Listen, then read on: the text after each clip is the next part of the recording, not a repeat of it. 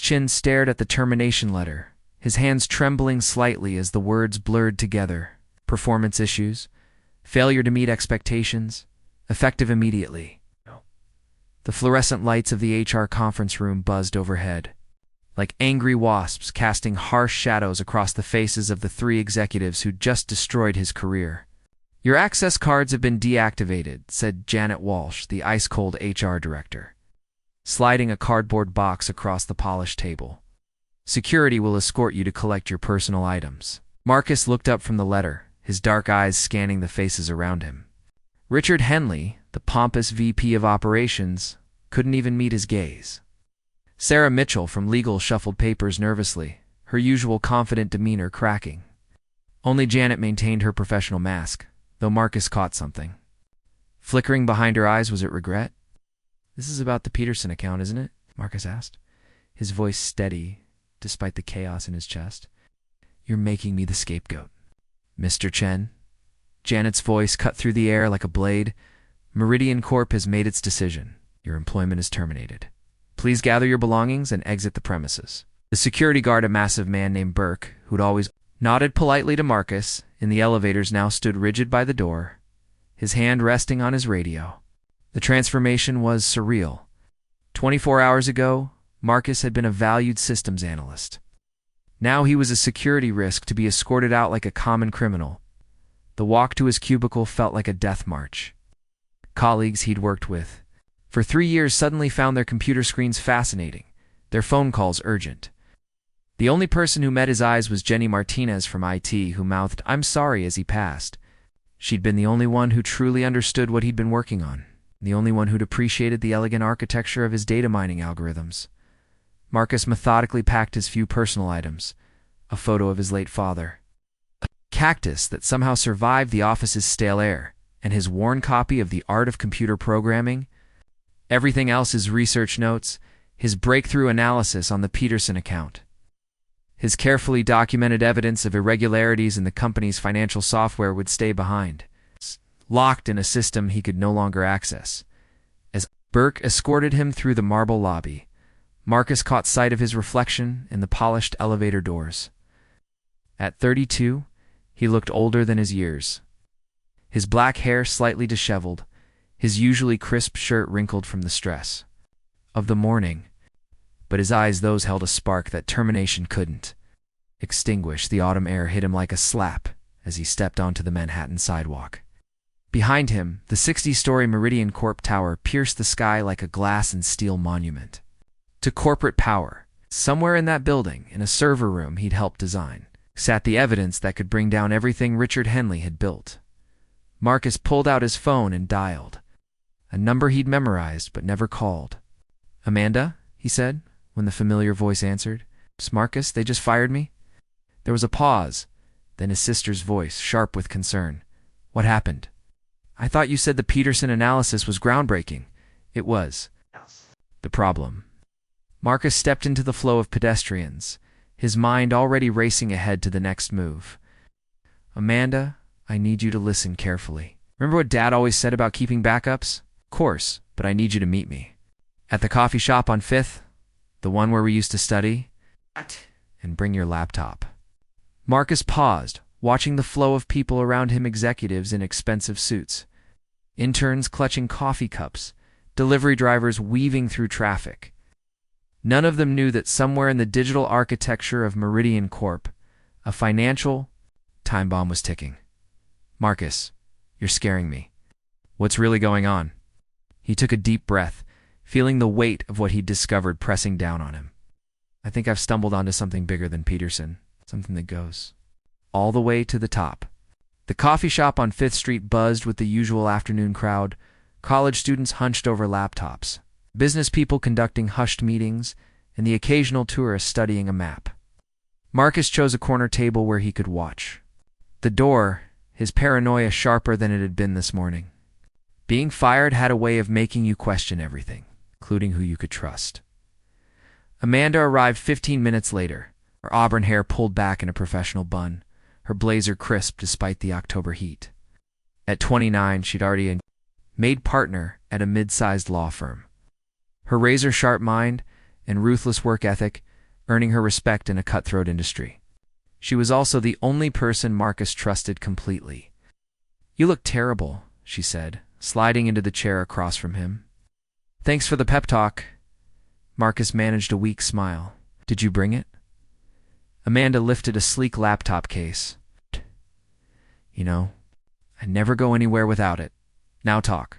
What's this about?" Marcus glanced around the cafe, then leaned forward. "Remember the Peterson account I mentioned? It's the one I've been analyzing for months. The pharmaceutical company, right? You said their financial reporting looked suspicious, more than suspicious. I found evidence of systematic fraud, inflated revenue, hidden debts, fabricated clinical trial results. Peterson Pharmaceuticals has been cooking their books for years, and Meridian Corp has been helping them do it." Amanda's eyes widened. That's securities fraud. Wire fraud. If you're right. We're talking about felony charges for everyone involved. I know, and I documented everything. Cross-referenced. Bank records, traced shell companies, mapped the entire network of fraudulent transactions. Marcus pulled out a small USB drive. "It's all here. It's names, dates, amounts, the whole conspiracy." "Then why did they fire you? If you exposed fraud, you should be getting a promotion and a whistleblower reward." Marcus's expression darkened. "Richard Henley isn't just incompetent. He's complicit. He's been signing off on the false reports, probably getting kickbacks from Peterson. When I presented my findings, he buried them. Then he convinced Janet and the board that I was the problem." Amanda took the USB drive, turning it over in her hands. "This is explosive stuff, Marcus. If even half of this is true, it could take down the entire company. But why bring it to me? You need the SEC, the FBI, not a corporate lawyer. Because I need to know my rights, and because—" Marcus hesitated, then pulled out his phone. "I got a call 20 minutes ago, from Elizabeth Sterling," Amanda nearly dropped her coffee. "The Elizabeth Sterling, CEO of Meridian Corp. The same. She wants to meet with me. Tonight.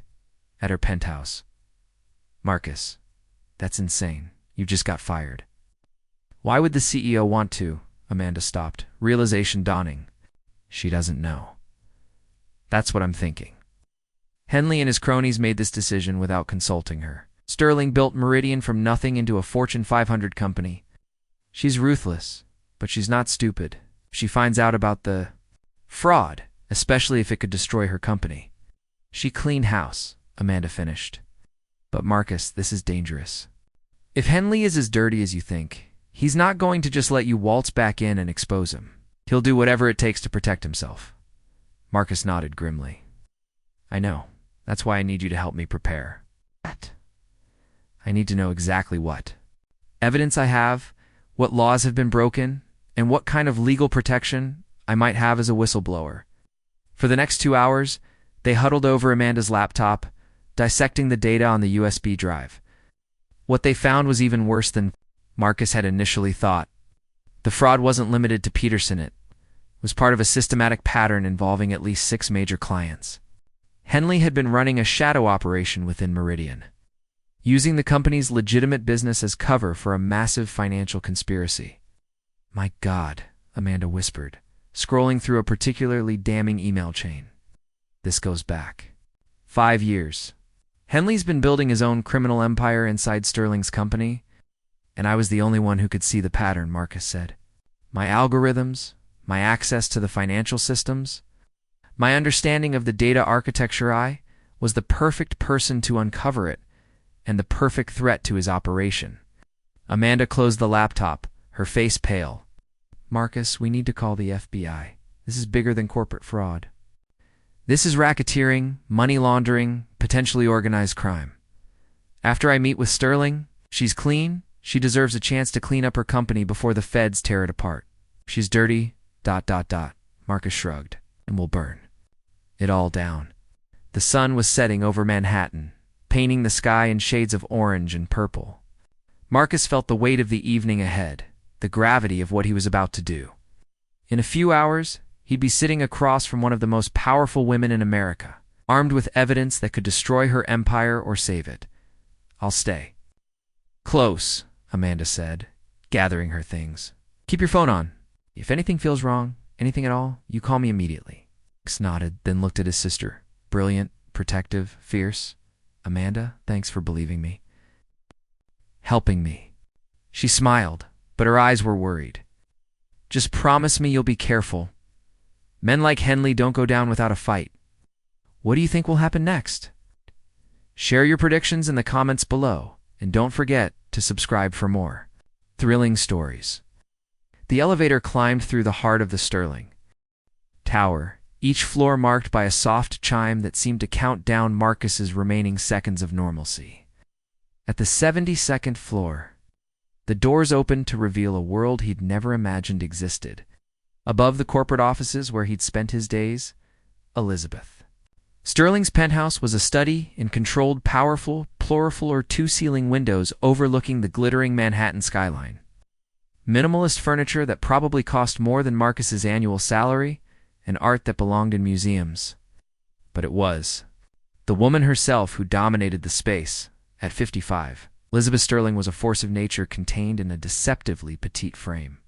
Her silver hair was pulled back in an elegant chignon, her charcoal suit impeccably tailored, her dark eyes sharp enough to cut glass. She stood silhouetted against the window, the city lights creating a halo effect that made her seem almost ethereal. Mr. Chen, she said, turning to face him. Her voice carried the slight accent of her Boston upbringing, cultured but with an underlying steel. Thank you for coming. I imagine you're wondering why I asked you here. Act! Marcus straightened, his shoulders forcing himself to meet her gaze. I assumed it was about my termination, ma'am. Indeed. Sterling gestured to a leather chair across from her desk. Please, sit. Can I offer you something to drink? Coffee? Something stronger? Coffee would be fine, thank you. Sterling moved to a sideboard where an expensive espresso machine gleamed, like a piece of modern sculpture. As she prepared the coffee, she spoke without looking at him. I've been reviewing the circumstances of your dismissal. Official report states that you were terminated for performance issues, failure to meet project deadlines, and... She paused, consulting a tablet. Attitude problems with senior management. Marcus felt his jaw tighten. That's not accurate, ma'am. I didn't think it was. Sterling returned with 2 cups of coffee, the aroma rich and complex. In my experience, employees who've been with a company for 3 years and consistently receive positive reviews don't suddenly become incompetent overnight. She settled into her chair, studying him with unsettling intensity. So tell me, Mr. Chen, what really happened? For a moment, Marcus hesitated. This was the moment of truth, the point where he either trusted Elizabeth Sterling or prepared for war. He thought of Amanda's warning of the evidence on the USB drive, of the target that would be painted on his back the moment he spoke. I discovered something, he said finally, something that certain people didn't want discovered. Sterling's expression didn't change, but Marcus caught a flicker of something interest. Concern? Go on. I've been analyzing the Peterson Pharmaceuticals account for months. My job was to assess their financial stability for a potential expansion of our services. But the more I dug into their data, the more irregularities I found. Kind of irregularities? Marcus leaned forward, his voice gaining strength. Revenue inflation? Hidden liabilities? Fabricated clinical trial results? Peterson has been systematically defrauding their investors and regulatory agencies for years, and someone at Meridian has been helping them cover it up. Sterling set down her coffee cup with deliberate precision. That's a serious accusation, Mr. Chen. I hope you have evidence to support it. I do. Marcus pulled out the USB drive, setting it on the polished surface between them. Bank records, email communications, falsified reports, shell company formations. It's all documented. For a long moment, Sterling stared at the small device as if it were a loaded weapon. Who else knows about this? My sister, who's a lawyer. She's been helping me understand the legal implications. And ... Marcus hesitated, then decided on honesty. I believe Richard Henley knows. In fact, I believe he's been actively participating in the cover-up. Sterling's composure cracked for just an instant, a flash of something that might have been fury or fear. Richard Henley is a 20-year veteran of this company. He's been instrumental in our growth into the pharmaceutical sector. He's also been signing off on fraudulent reports and authorizing payments to shell companies controlled by Peterson executives. Marcus's voice hardened. With respect, I think he's been using your company to facilitate financial crimes. Sterling stood abruptly, moving to the window. The city sprawled below her like a circuit board, millions of lights forming patterns of power and money. Mr. Chen, do you understand what you're suggesting? If you're right, this could destroy Meridian Corp. Regulatory sanctions, criminal investigations, civil lawsuits. We could lose everything. If I'm wrong, yes. But if I'm right, and we do nothing, the consequences will be even worse. When this comes out, and it will come out, a company will be seen as either a victim of employee fraud or a co-conspirator in a massive criminal enterprise. Sterling turned back to him, her expression unreadable. You mentioned that you presented these findings to Mr. Henley? What was his response? He buried them, told me to focus on other projects, that I was reading too much into normal business. Irregularities. When I persisted, he had me fired for performance issues, and yet you came to me. Why? Marcus met her gaze steadily. Because I believe you've built this company to be something better than what it's become. Because I think you deserve to know what's being done in your name, and because... He paused, then continued with quiet conviction. Because I believe in justice. Sterling moved back to her desk, her fingers drumming against the polished surface. Mr. Chen, if your allegations are correct, what would you recommend? Immediate internal investigation. Spend Henley and anyone else involved pending review. Cooperate fully with federal authorities. And most importantly, act quickly before the fraud spreads further or evidence is destroyed. And if you're wrong, if this is simply a misunderstanding or a personal vendetta against Mr. Henley, Marcus smiled grimly, then I'll face the consequences. But I'm not wrong, Miss Sterling. The evidence is conclusive. Sterling picked up the USB drive, turning it over in her hands. This contains everything? It's everything I could legally access. There's likely more, but it would require a full forensic investigation to uncover. And you're prepared to testify to all of this? To stake your career and reputation on these allegations? I've already staked my career. They fired me, remember? Marcus's voice carried a mix of bitterness and determination. But yes, I'm prepared to testify. I'm prepared to do whatever it takes to see justice done. Sterling was quiet for a long moment, studying the drive in her palm. When she finally looked up, her eyes held a new intensity. Mr. Chen, I want you to know that I've built this company on principles of integrity and excellence. Has been using Meridian to facilitate criminal activity, they will answer for it. Does that mean you'll investigate? It means I'll verify your claims. Tonight I want you to walk me through everything, every piece of evidence, every connection, every implication. Sterling moved to her computer, her fingers already flying across the keyboard. And Mr. Chen, you're reinstated effective immediately. With a significant raise and a new title, Special Advisor to the CEO for Financial Integrity. Marcus felt a surge of relief mixed with apprehension. Ma'am, I should warn you, if Henley is as dirty as I think he is, he won't go quietly. He'll fight back, and he'll fight dirty. Sterling's smile was sharp as a blade. Mr. Chen, I've been fighting dirty since before you were born. Richard Henley has no idea what he's about to face. The war room that Elizabeth Sterling assembled in her penthouse office looked like something from a spy thriller. 3 computer monitors displayed cascading data streams. Legal documents covered every available surface, and the city lights beyond the windows had taken on the quality of a battlefield map. It was 2 a.m., and Marcus felt like he'd been transported into a different reality. The Peterson account is just the beginning, Sterling said, her voice tight with controlled fury. She'd shed her jacket hours ago, her sleeves rolled up, her silver hair slightly disheveled from running her hands through it. Look at this. She pointed to a complex flowchart on the center monitor. Using your algorithms, I've been able to trace similar patterns in 6 other major accounts.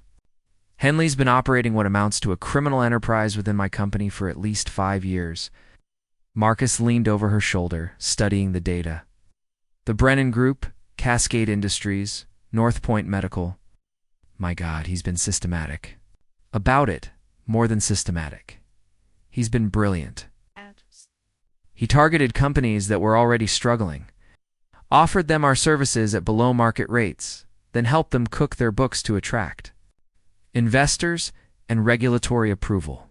In return, he received payments through shell companies, stock options, and in some cases, direct cash transfers.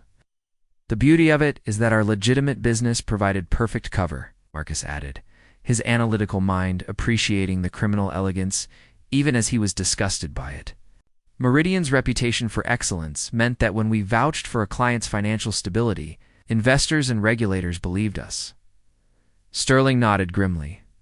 He's been using my company's reputation to facilitate fraud on a massive scale. The total amount involved. She paused, consulting another screen. Conservative estimate? $800 million in fraudulent transactions. Marcus whistled softly. That's not just securities fraud. It's a racketeering case. Which brings us to our next problem. Sterling moved to another monitor, where email chains and phone logs were displayed in chronological order. I've been monitoring communications since you left. Henley's been busy. Emails were coded, but the pattern was clear. Within an hour of Marcus's termination, Henley had begun reaching out to his network, warning them about a security breach and advising them to implement contingency protocols. He's destroying evidence, Marcus said, his heart sinking. By morning, there won't be anything left to find. That's what he thinks. Sterling's smile was predatory. But Richard Henley made one crucial mistake.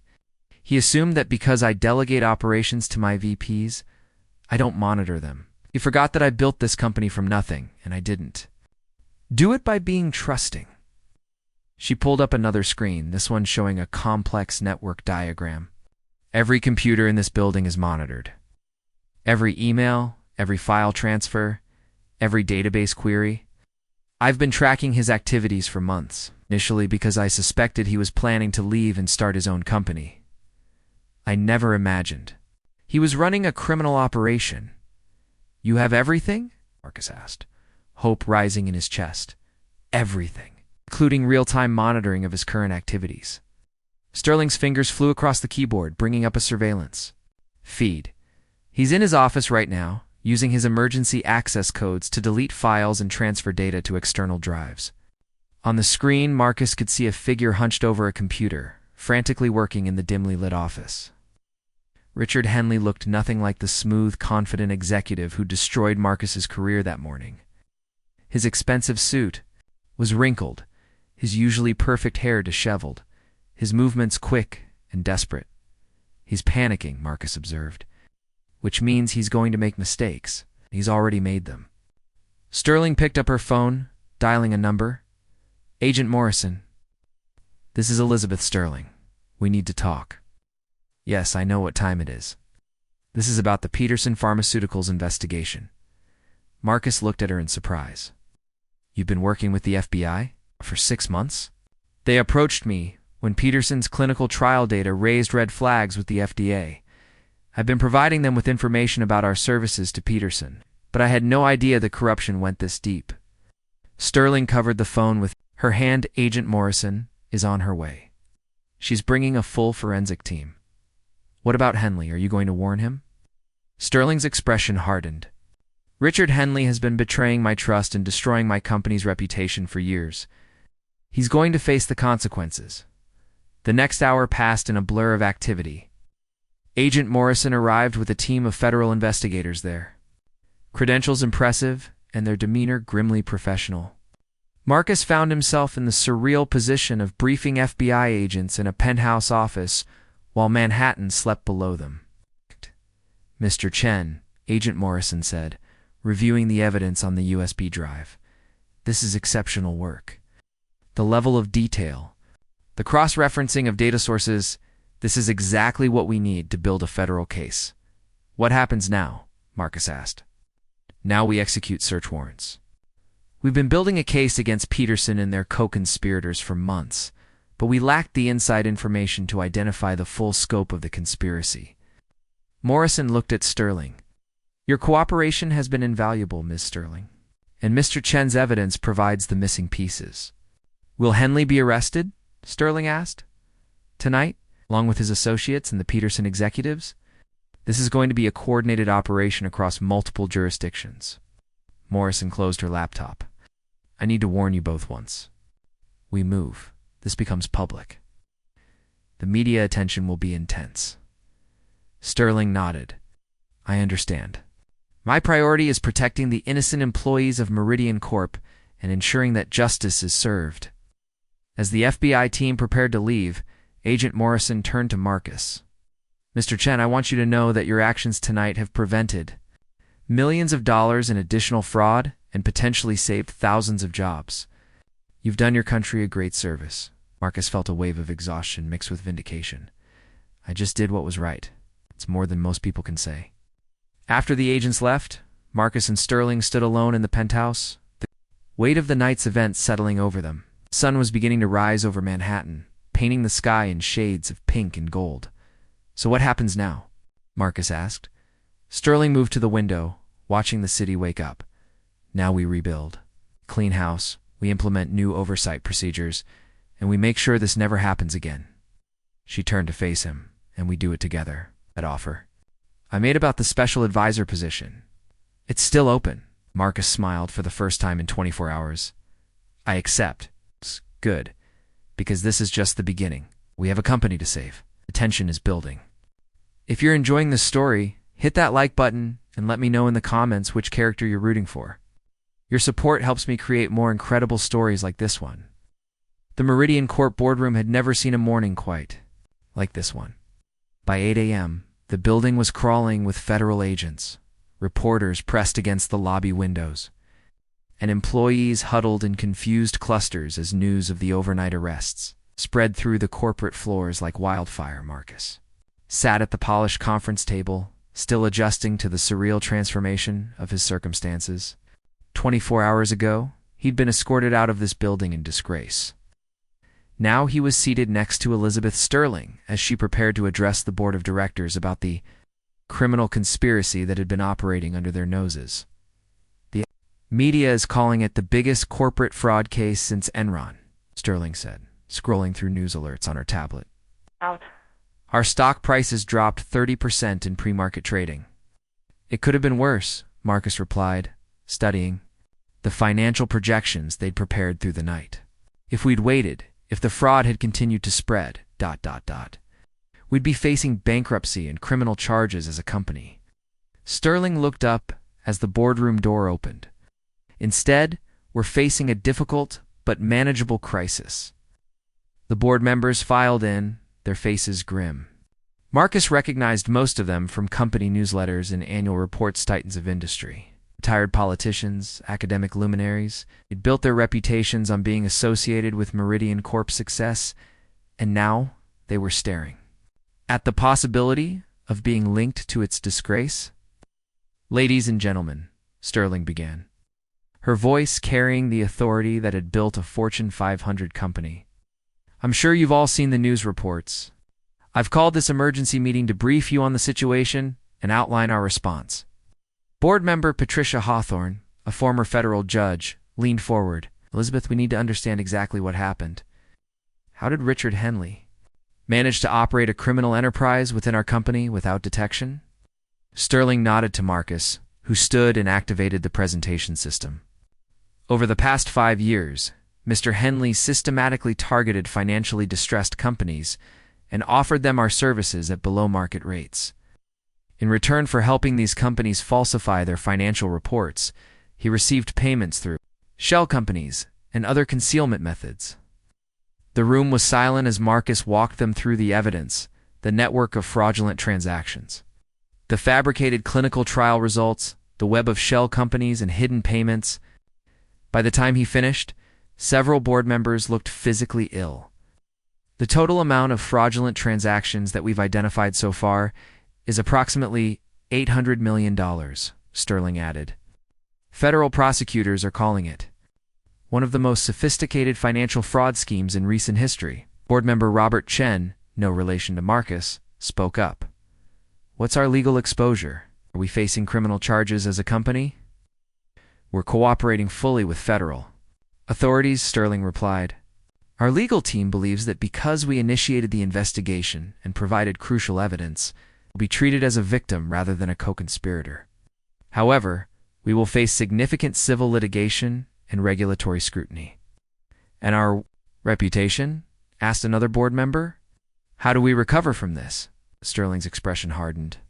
We recover by proving that Meridian Corp stands for integrity and excellence. We implement new oversight procedures. We make restitution to affected parties. And we demonstrate that this corruption was the work of a few bad actors, not a systemic problem. Marcus activated another slide. We've already begun implementing new financial monitoring systems. Every client account will be subject to regular algorithmic analysis, and no single executive will have the authority to override these systems. What about the employees? Patricia Hawthorne asked. How do we maintain morale and productivity during this crisis? By being transparent, Sterling replied. I'm holding an all-hands meeting this afternoon to explain exactly what happened and what we're doing to fix it. The employees of Meridian Corp are good people who deserve to know the truth. The meeting continued for another hour, covering legal strategies, financial implications, and crisis management procedures. As the board members filed out, Marcus felt the weight of responsibility settling on his shoulders. He'd exposed the corruption, but now he had to help rebuild what had been damaged. Mr. Chen, Patricia Hawthorne approached him as the room emptied. I want you to know that what you did took tremendous courage. Most people would have kept quiet and looked for another job. I couldn't live with myself if I'd stayed silent, Marcus replied. Too many people would have been hurt. That's the kind of integrity this company needs. She shook his hand. I look forward to working with you in your new role. As the boardroom cleared, Sterling and Marcus were left alone with the morning sun streaming through the windows. The city below them was alive with activity, people going to work, living their lives, trusting in the systems and institutions that governed their world. How are you feeling? Sterling asked. Marcus considered the question. Exhausted, relieved, scared. He looked at her. How do you think the employees will react? Some will be angry. Some will be disappointed. But most will be grateful that we did the right thing. Sterling gathered her papers. The all-hands meeting is in 4 hours. Are you ready? I think so, but Elizabeth... Marcus hesitated, then continued. What if there are other problems? Other things we haven't discovered yet? Sterling's smile was grim but determined. Then we'll deal with them. Together. That's what integrity means, facing the truth, no matter how difficult. The auditorium was packed beyond capacity, with employees standing in the aisles and streaming the meeting live to offices around the world. Marcus had never seen so many faces turn toward him with such intensity, some curious, some worried, some openly hostile. The morning's news coverage had been brutal, and everyone knew their jobs and reputations hung in the balance. Elizabeth Sterling stepped to the podium, her presence commanding immediate silence. Ladies and gentlemen, thank you for gathering on such short notice. I know you have questions, and you deserve answers. She launched into a detailed explanation of the fraud, the investigation, and the arrests. Marcus watched the faces in the audience's realization dawned shock, anger, disappointment, but also relief that the truth was finally out. I want to introduce you to the man who made this possible, Sterling continued, gesturing to Marcus. Many of you know Marcus Chen from the IT department. What you may not know is that Mr. Chen had the courage to expose this corruption, despite knowing it would cost him his job. He chose to do what was right, even when it was difficult. The applause was hesitant at first, then grew stronger as employees realized the full implications of what Marcus had done. He stepped to the podium, his hands trembling slightly. I know some of you are angry, he began, his voice carrying clearly through the sound system. You're angry that your company's reputation has been damaged. You're angry that your job security is threatened. You're angry that criminals operated within our walls for years without detection. The auditorium was silent, every person hanging. On his words, I'm angry too, Marcus continued, his voice gaining strength. I'm angry that good people like yourselves were unknowingly associated with criminal activity. I'm angry that clients trusted us with their most sensitive financial information, and that trust was betrayed. I'm angry that I was fired for doing My job with integrity. Paused, scanning the faces before him. But I'm also hopeful. Because this company, your company, chose to do the right thing. When presented with evidence of wrongdoing, Miss Sterling didn't cover it up or minimize. She acted swiftly and decisively to root out the corruption and cooperate with federal authorities. The applause was stronger now, more genuine. The road ahead won't be easy, Marcus continued. We'll face scrutiny, criticism, and probably some very difficult months. But we'll face them together as a company committed to integrity and excellence. And we'll emerge stronger than before. As employees filed out of the auditorium, many stopped to shake Marcus's hand or offer words of support. Jenny Martinez from IT was among the first to reach him. I knew you were working on something important, she said, tears in her eyes. I'm so proud of you for not giving up. I couldn't have done it without people like you, Marcus replied. People who believe in doing the right thing.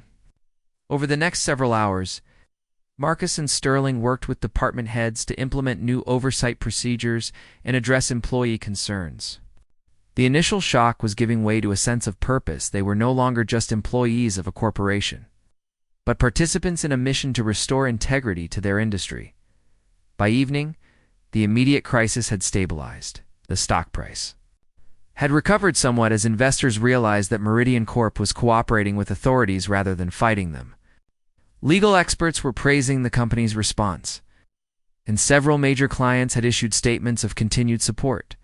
Marcus stood in his new office, a corner suite with a view of the city, reviewing the day's events. The desk was larger than his old cubicle, the carpet was thick, and the door had his name engraved on a brass nameplate. Marcus Chen, Special Advisor to the CEO for Financial Integrity. A knock interrupted his thoughts. Amanda stood in the doorway, holding a bottle of champagne and grinning. I brought the good stuff, she said, closing the door behind her. I figured you might need a celebration. It's been quite a day, Marcus admitted, accepting the glass she offered. This morning I was unemployed and disgraced. Tonight I'm a federal witness and a corporate executive. And tomorrow? Amanda asked, settling into one of the leather chairs across from his desk. Marcus looked out at the city lights, thinking about the challenges ahead. Tomorrow, we start building something better. We implement new systems. We restore trust. We prove that integrity isn't just a nice idea, it's a competitive advantage. I'm proud of you, Amanda said quietly. Dad would be proud too. Marcus smiled, remembering his father's lessons about doing the right thing, regardless of the cost. He always said that the measure of a person isn't what they do when everyone's watching, but what they do when they think no one will ever know.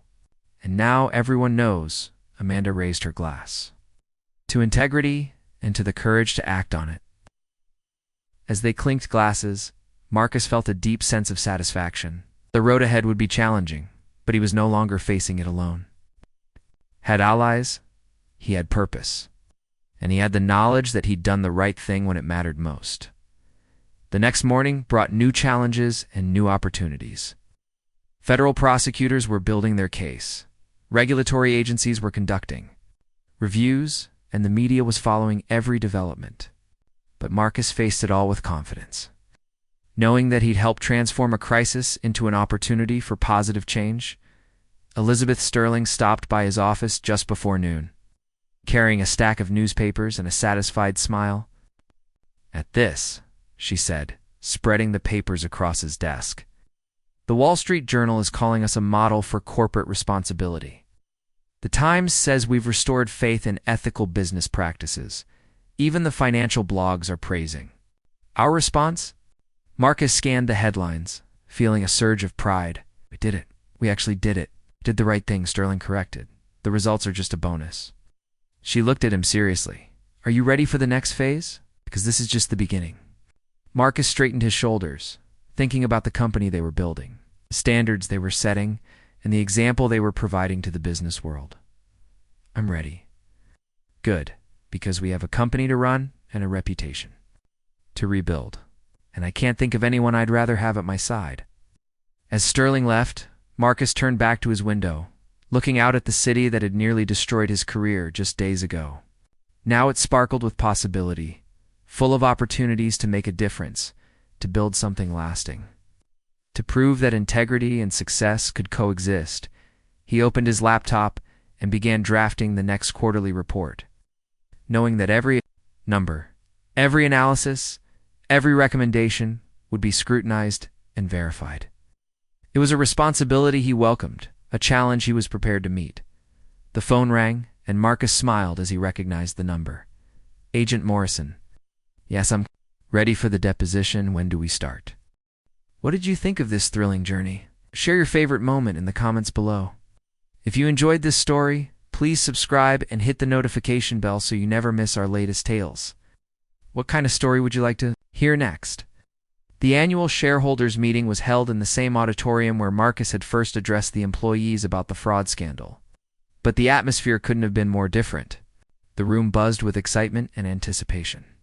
Shareholders and employees alike eager to hear about Meridian Corp's remarkable transformation. Marcus stood at the side of the stage, adjusting his tie and watching Elizabeth Sterling review her notes one final time. His own presentation was loaded and ready, a comprehensive report on the new financial integrity systems that had become the industry standard. Nervous? Sterling asked, noticing his fidgeting. Excited, Marcus corrected. A year ago I was fired from this company. Today, I'm about to present our findings to the Business Ethics Institute. Sterling smiled.